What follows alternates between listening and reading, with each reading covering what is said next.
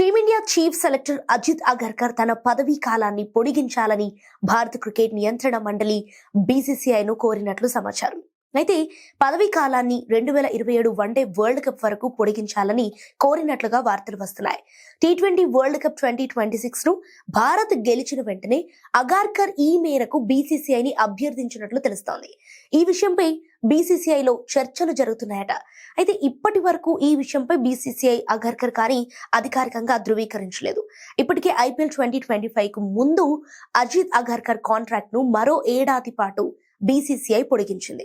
So Bharat 2024 T20 world cup, 2025 champions trophy గెలవటంలో అతని పాత్రను గుర్తిస్తూ ఈ నిర్ణయం తీసుకుంది.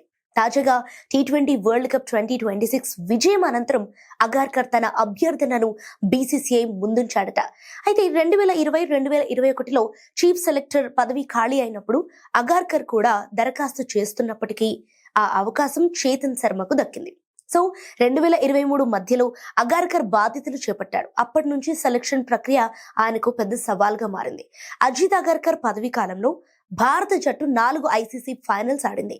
2023 one day world cup, 2024 T20 world cup, 2025 champions trophy, 2026 T20 world cup finals లో భారత్ ఆడింది.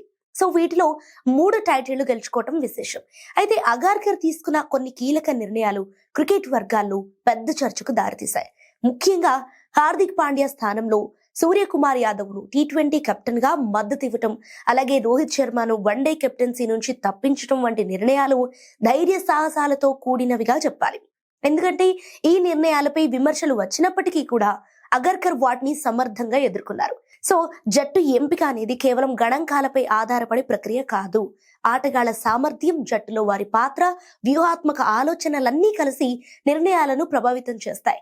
ఈ విషయంలో అగార్కర్, అతని సెలక్షన్ కమిటీ సక్సెస్ అయినట్లు విశ్లేషకులు అభిప్రాయపడుతున్నారు. మొత్తంగా చూస్తే అగార్కర్ నాయకత్వంలో భారత క్రికెట్ జట్టు వైట్ బాల్ ఫార్మాట్ లో మంచి ఫలితాలు సాధించింది. సో ఈ నేపథ్యంలో ఆయన పదవీ కాలాన్ని 2027 వరల్డ్ కప్ వరకు పొడిగిస్తారా లేదా అన్నది ఇప్పుడు ఆసక్తికరంగా మారింది.